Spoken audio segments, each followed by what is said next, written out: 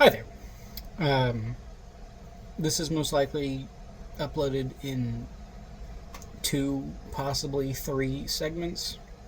That was because I am very bad with my camera. So this is a continuation on making tomato-free pizza. Right now we have slime.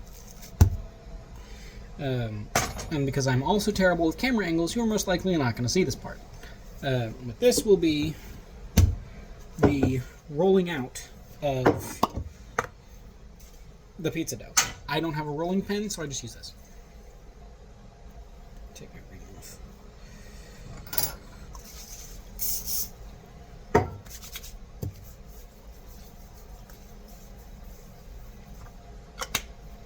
I did not show the process, but I put oil on this.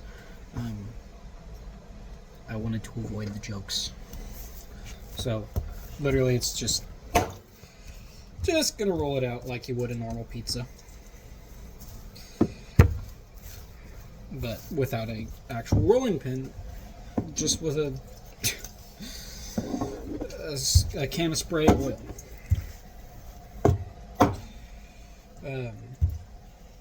I will not be showing the making of the sauce because I did that in my first video.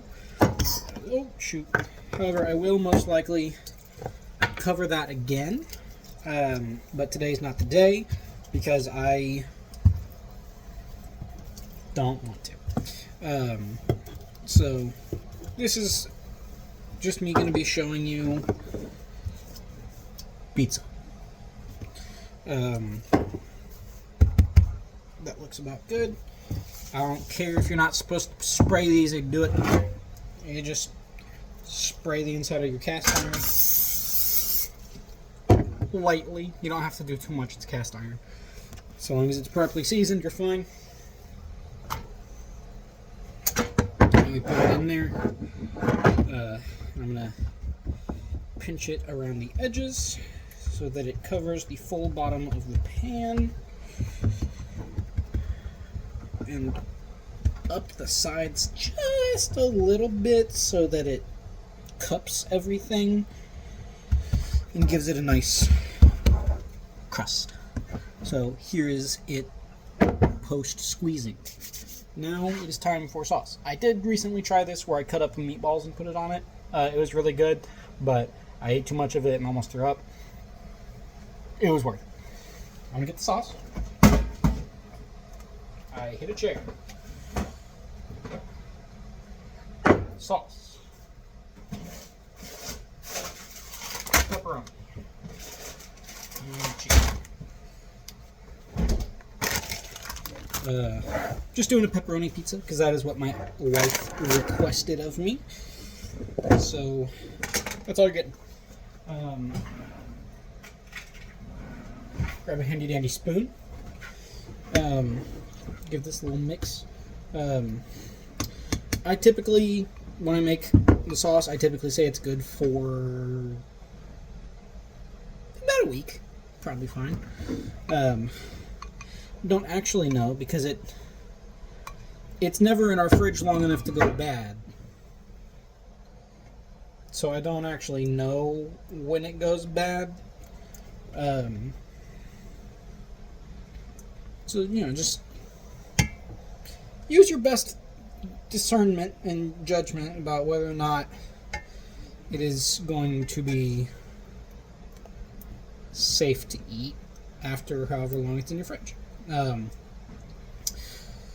Sometimes we will make some of it and put it in the freezer just so we have a little extra.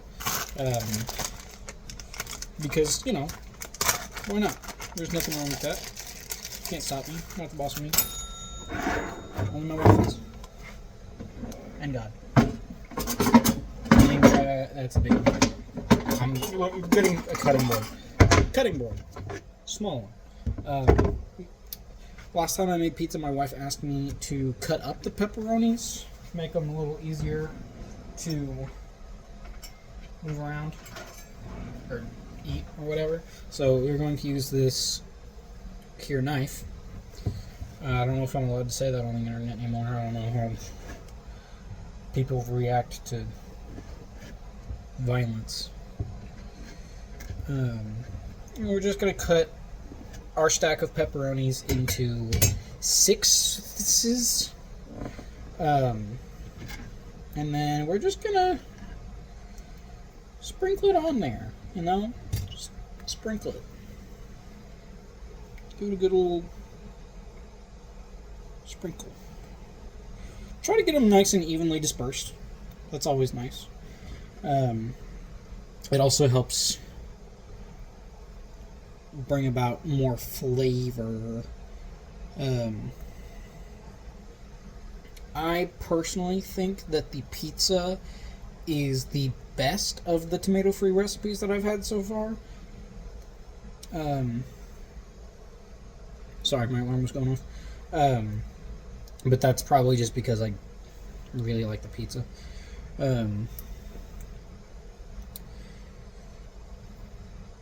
But goes all up on there, nice and easy.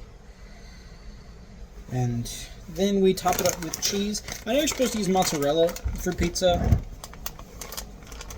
No, we like using white cheddar. White cheddar. We got, like I said, the Aldi's, and it's one of the best cheeses we've had. And we just, you just cover that thing in that, you know? You want a nice cheesy pizza. And of course, you can use whatever other cheese you want. I'm not your dad, so I can't tell you what to do.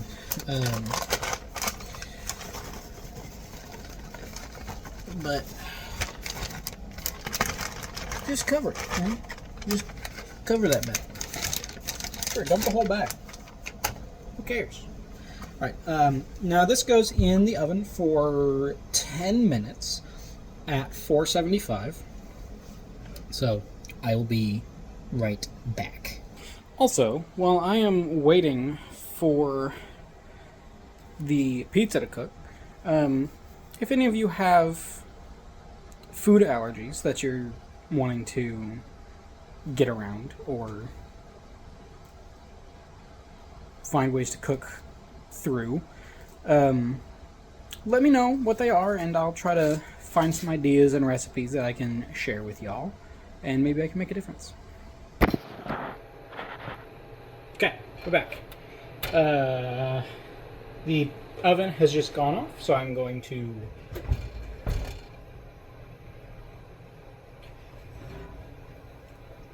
get our pizza out.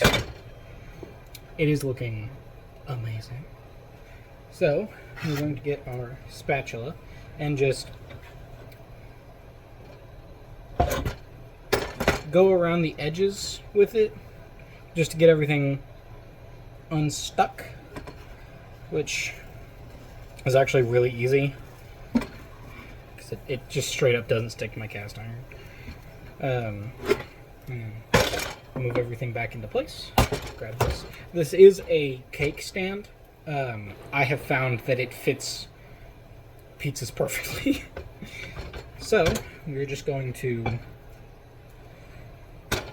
not burn my hand. Just going to drag it out.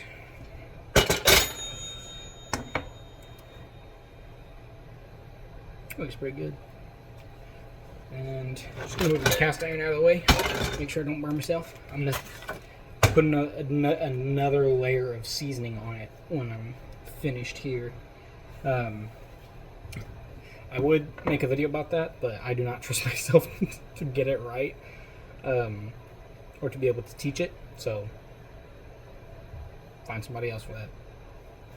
So we're just gonna take our pizza cutter, and we're just going to make it into slices. I like making it into slightly smaller slices, but I typically always end up with 8, no matter how hard I try. But I try to make fewer slices so that my wife and I can take some to work for lunch throughout the week. So, that is pumpkin pizza. And of course, I'm not going to let you leave without a taste test.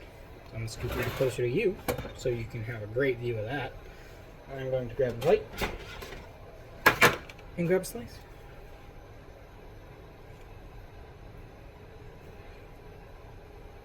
I don't have a pizza spatula, so I'm gonna use a knife instead.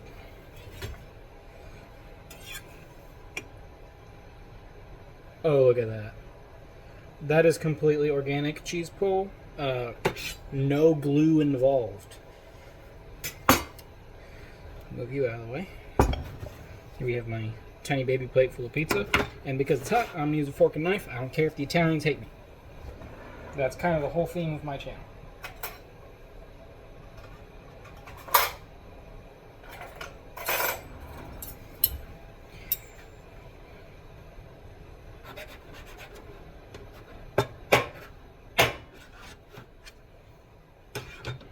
Pizza. And it actually does hold up very well when you hold it like an actual slice of pizza instead of like a barbarian using a fork. But I don't want